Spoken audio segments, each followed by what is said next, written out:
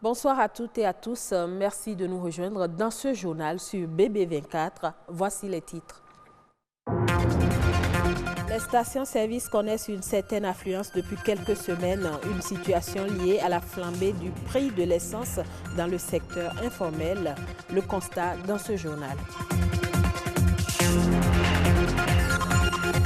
Célébration ce 21 novembre de la Journée mondiale de la télévision. Quels sont les défis de la télévision à l'ère du numérique? Nous en parlerons dans ce journal.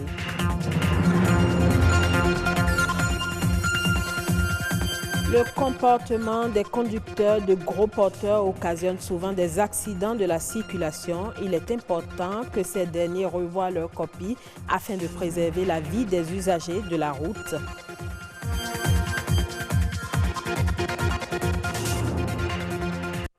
Grande affluence dans les nombreuses stations-service de Cotonou. Depuis quelques semaines, les automobilistes font le tour de la ville dans l'espoir de trouver quelques litres de carburant. Une rupture due à la flambée du prix de l'essence dans le secteur informel.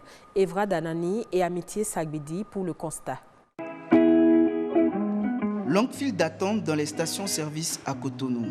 Une situation peu habituelle. La flambée des prix de l'essence de contrebande, communément appelée essence Bayor, en est la cause. Les usagers affluent dans toutes les stations autrefois délaissées. Je n'ai jamais pris l'essence à la station, je ne sais pas le prix exact à la station. Je dois m'approcher de là maintenant avant de savoir. Dans les rangs, l'impatience gagne les esprits. Il faut attendre son tour. Le produit n'est pas disponible, mais à la station, le produit est disponible. Mais le problème est qu'on ne peut pas se développer sur l'informel. Vous quittez par exemple Cotonou, vous allez à Porte-Noire, il n'y a pas de station. Vous allez un peu de pour une station. Comme vous le voyez avec moi, la file est encore longue pour se faire servir. Chaque chauffeur a les yeux rivés sur sa jauge d'essence. Vraiment, je suis en train de vivre un calvaire. Un calvaire que je ne sais même pas comment m'exprimer bien parce que c'est vraiment difficile. C'est vraiment difficile. Là où je suis là actuellement, j'ai tellement de courses à faire et je ne sais même pas comment je vais faire pour m'en sortir. C'est depuis 10 heures que je suis là, dans le rang, pour pouvoir prendre un peu de carburant juste pour 5 000 ou pour 10 000. Mais c'est maintenant 13h24 que je suis en train de venir au niveau de pompe. Moi, je suis venu à peine 30 minutes. Et j'ai commencé par faire la queue, mais je ne suis pas encore sûr d'être servi dans 1 heure de temps comme ça. Je ne suis pas encore sûr d'être servi.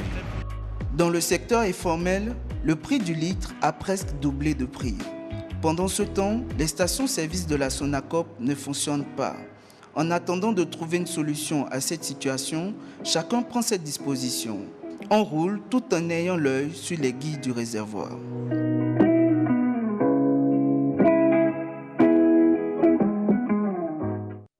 La Journée mondiale de la télévision a été proclamée en 1996 par l'Assemblée générale des Nations unies. Elle a pour ambition de reconnaître l'influence croissante que la télévision exerce sur les pouvoirs publics et les populations à travers des émissions politiques, économiques, de divertissement et bien d'autres.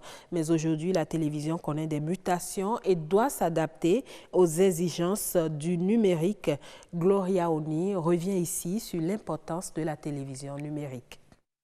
Dans les années 2000, avec l'arrivée d'Internet, la télévision analogique s'est déconnectée de son habituelle grille des programmes. Le passage de la télévision conventionnelle à celle numérique s'est imposé. Considérée comme canal d'information crédible, la télévision offre un éventail de thématiques qui mettent en lumière les réalités du moment. La télévision numérique permet en effet de faire une interactivité avec le téléspectateur. C'est-à-dire que vous avez la possibilité d'utiliser le PG, le guide électronique des programmes.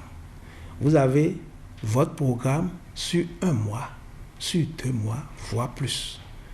Et par rapport à ça, vous pouvez vous programmer dans le temps. C'est-à-dire quoi? Vous pouvez, étant empêché, par exemple, par rapport à un programme donné, l'enregistrer. L'ensemble de ces innovations s'invite dans le quotidien de tous. Et pourtant, l'avènement des réseaux sociaux a pris le dessus. Ils sont désormais plus suivis. Avec les téléphones, tout est possible. Bon, la télévision t'impose ce que tu vas regarder. Mais à travers les réseaux sociaux, tu peux toi-même chercher ce que tu veux, faire ce que tu veux. Moi, je ne regarde pas la télé parce que je suis née au village. Et comme au village, bon, il n'y a pas de télé, donc j'ai pris l'habitude de ne pas regarder la télé. Si je suis la télévision, il y a souvent des informations que j'ai d'avance, par exemple sur les réseaux sociaux, que telle télévision organise une émission à telle heure. Et je prends rendez-vous sans hésiter pour suivre la télévision. Face à Internet, la télévision tente de maintenir sa position de média dominant et s'adapte aux exigences du numérique. La télévision de rattrapage. La télévision de rattrapage où vous avez peut-être manqué une émission et vous revenez à la maison, vous voulez revoir cette émission-là.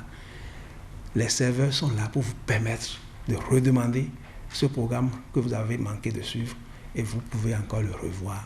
Avec l'avènement de la télévision numérique terrestre, la télévision joue désormais le jeu de la concurrence du web.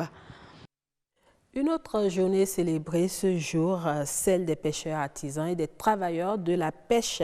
Depuis 1997, les organisations de pêcheurs artisans de tous les continents ont décidé de la célébrer. Cette journée, qui se tient le 21 novembre de chaque année, a pour objectif de rappeler l'importance sociale et économique de la pêche à petite échelle. Amandine Anyamboso. La pêche est considérée comme le métier le plus dangereux du monde. Plus de 50% de la population mondiale vit à moins de 60 km des côtes. Des milliards de personnes sont tributaires de ressources marines de plus en plus rares. Elles dépendent des pêcheurs et de leur prise. La Chine est le pays qui compte le plus grand nombre de pêcheurs avec 6 millions de professionnels recensés. 94 millions de tonnes de poissons sont pêchées annuellement à travers le monde. Selon la FAO, la moyenne des captures de pêche de poissons et crustacés dans le monde de 1999 à 2007 a été de 92,2 millions de tonnes, dont 77,4 millions de tonnes de poissons. Au Bénin, selon les statistiques, la production annuelle est d'environ 12 000 tonnes ces 5 dernières années et c'est la principale source de revenus pour la majorité des ménages de pêcheurs. Les conditions climatiques peuvent être rudes et le marin est souvent amené à travailler dans le vent et l'humidité. Bien sûr, les conditions de vie à bord sont très différentes selon que le pêcheur travaille dans la grande pêche, la pêche au large, la pêche côtière ou la petite pêche. C'est donc pour mettre l'accent sur l'importance du regroupement des pêcheurs que la journée du 21 novembre a été créée. Elle permet de mettre en valeur les liens de solidarité qui se sont noués entre les différentes organisations de pêcheurs artisans et de travailleurs de la pêche à travers le monde. Elle vise également à mettre en exergue des questions d'actualité essentielles pour l'avenir du secteur des pêches maritimes.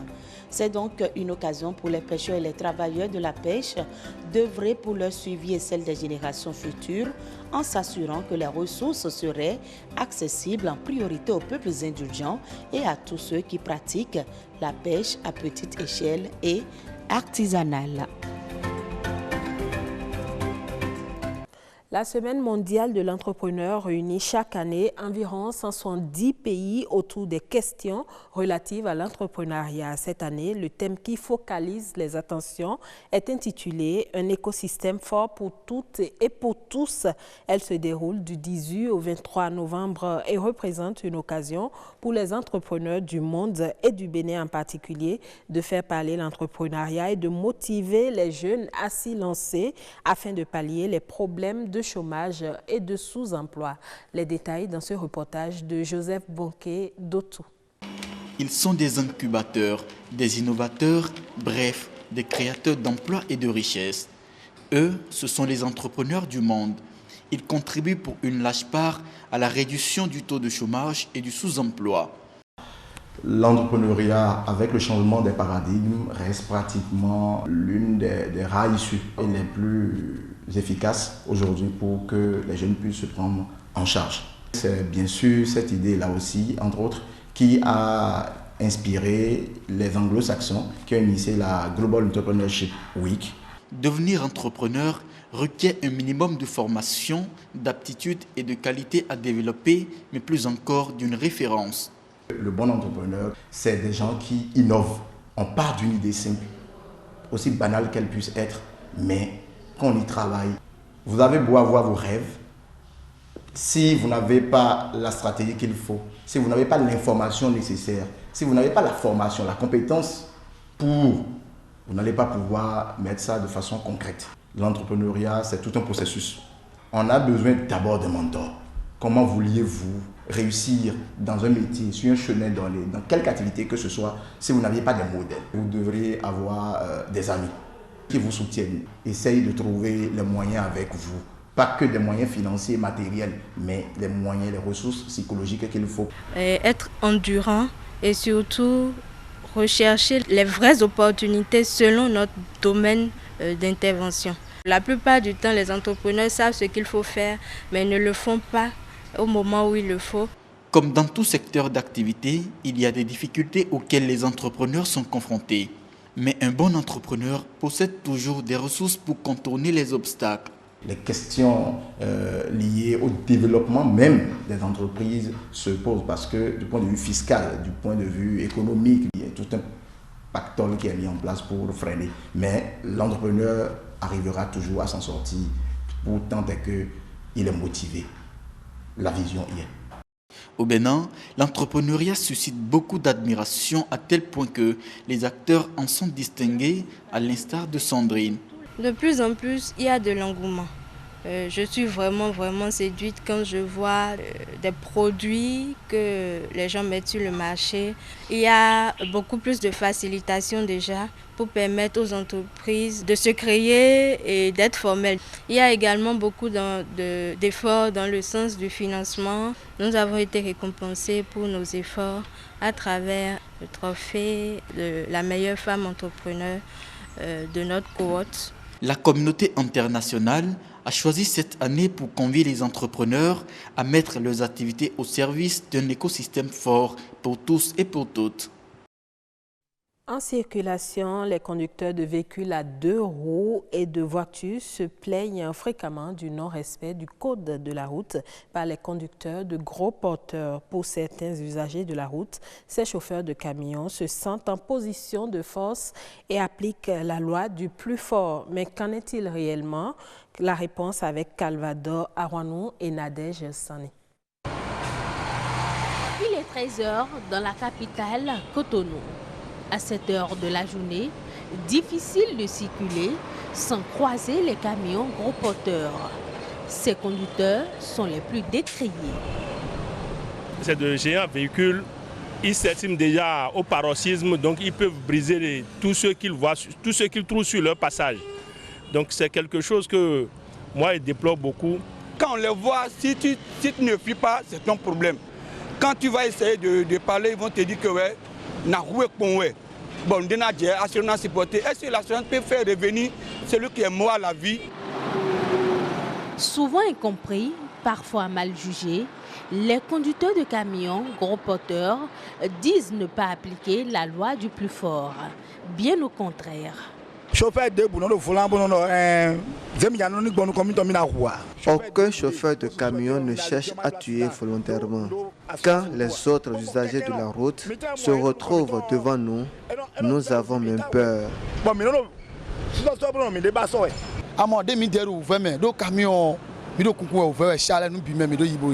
Ce n'est pas facile de conduire un camion. Les usagers ne respectent pas le code de la route. Ils nous mettent en difficulté en se mettant devant nous, alors que ce n'est pas facile pour nous de freiner. C'est ce qui nous amène à mal leur parler et à leur dire que c'est grâce à Dieu qu'ils vivent et parlent encore.